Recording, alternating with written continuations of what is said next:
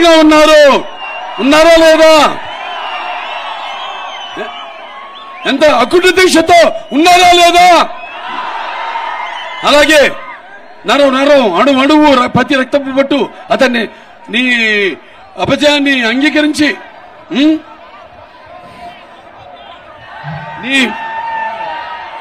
నీకు సమాధానం చెప్పే రోజు దగ్గరలో ఉంది. కాబట్టి మీరందరూ గుర్తుపెట్టుకోండి, ఇవాళ మన తెలుగుదేశం పార్టీ అధికారంలో ఉన్నప్పుడు రాయలసీమను రాయలసీమగా చేసింది. తెలుగుదేశం అధికారంలో ఉన్నప్పుడు మరి వీళ్ళు చేసిందేంటి? ఈ రాయలసీమను నెత్తురు మరకలుగా చేసింది వైకాపా ప్రభుత్వం. అలాగే తెలుగుదేశం పార్టీ అధికారంలో ఉన్నప్పుడు మరి పగల సెగలను చల్లార్చి శాంతికి నికేతనంగా చేసింది అదే వైకాపా వాళ్ళేమో ఈ యొక్క కత్తుల మొనలపై రక్తం చిందించింది. అలాగే తెలుగుదేశం పార్టీ అధికారంలో ఉన్నప్పుడు కాలువల్లో కృష్ణమ్మను ప్రవహింపజేసి బీటలు బారిన ఈ యొక్క రాయలసీమ బీడు భూములను సస్యశామనం చేస్తే ఈ వైకాపా వాళ్ళు ముఠాకక్షలను పెంచి పోషించి ఈ యొక్క కాలువల్లో రక్త సముద్రాన్ని ప్రవహింపజేస్తున్నారని మీ అందరికీ తెలియజేసుకుంటున్నాను. ఇవాళ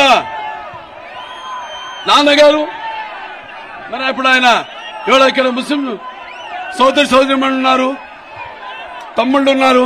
ఆనాడు మా నాన్నగారు ఎన్నో సంస్కరణలు తీసుకొచ్చారు ముస్లిం సోదరిమణుల యొక్క అభ్యున్నతి కోసం. గుర్తుపెట్టుకోండి, ఆనాడు 50% సబ్సిడీతో మరియు 2 లక్షల రూపాయల రుణాలు ఆనాడు ఎంతమంది 45,244 మందికి ఆనాడు ఇవ్వడం జరిగింది. అలాగే రాష్ట్ర నూర్ భాషా ఫెడరేషన్ ని స్థాపించి దానికి 50 కోట్ల రూపాయలు ఇవ్వడం జరిగింది. అంటే చంద్రబాబు నాయుడు గారు స్థాపించారు. ఆ తర్వాత నాన్నగారు ఈ యొక్క నిరుపేద ముస్లింలలో ఈ విద్యా వ్యాప్తి కోసమని ఆనాడు మరి ఉర్దూ ఇంగ్లీష్ మీడియం జూనియర్ కళాశాలలు అయితేనేమి, గురుకుల పాఠశాలలు అయితేనేమి, ఐఐటి అయితేనేమి, పాలిటెక్నిక్ కాలేజీలు అయితేనేమి ఇవన్నీ ప్రారంభించారు. అలాగే ముస్లిం నిరుపేద విద్యార్థులు విదేశాల్లో చదువుకోవడం కొనసాగించడానికి వాళ్ళకి 10 లక్షల రూపాయల ఆర్థిక సహాయం అందించడం జరిగింది. అలాగే మరి ఈ యొక్క pre matric post matric scholarship వాళ్ళందరూ కూడా అది అందించడం జరిగింది వాళ్ళందరూ కూడా. అలాగే మన ఇమాంలు మౌజంలకి వాళ్ళకి 5 మౌజంలకి ఇమాంలకి మౌజంలకి వాళ్ళకి 5,000 రూపాయల చొప్పున 3,000 రూపాయల చొప్పున ప్రతి నెల కూడా ఖచ్చితంగా ఆ యొక్క గౌరవ వేతనం ఇవ్వడం జరిగింది. అలాగే ఎటువంటి షరతులు లేకుండా మరి ఈ యొక్క వివాహానికి నిరుపేద ఈ యొక్క ముస్లిం యువతుల వివాహానికి 50,000 రూపాయలు అంటే సుమారుగా 30,850 మంది మహిళలకి యువతలకి వాళ్ళకి పెళ్లి కానుక ఇవ్వడం జరిగింది. అలాగే 11 లక్షల మంది వైట్ కార్డు హోల్డర్స్ కి రంజాన్ కానుక ఇవ్వడం జరిగింది. అలాగే అక్కడ మన నాంపల్లిలో హైదరాబాద్ లో ఉమ్మడి రాష్ట్రంగా ఉన్నప్పుడు 11 అంతస్తుల హజ్ హౌస్ నిర్మాణం చేయడం జరిగింది. అలాగే మన కడపలో ఇక్కడిది లోకల్ ఇక్కడ కడపలో 25 కోట్లతో హజ్ నిర్మాణం చేయడం జరిగింది. అలాగే ఇక ముందు కూడా ముస్లిం వాళ్ళకి మైనారిటీస్ కి ప్రతి సంవత్సరం కూడా బడ్జెట్ లో 1,000 కోట్ల రూపాయల నుంచి 1,100 కోట్ల రూపాయలు బడ్జెట్ అదనంగా మేము ఇస్తామని చెప్పడం జరిగింది మన మేనిఫెస్టోలో.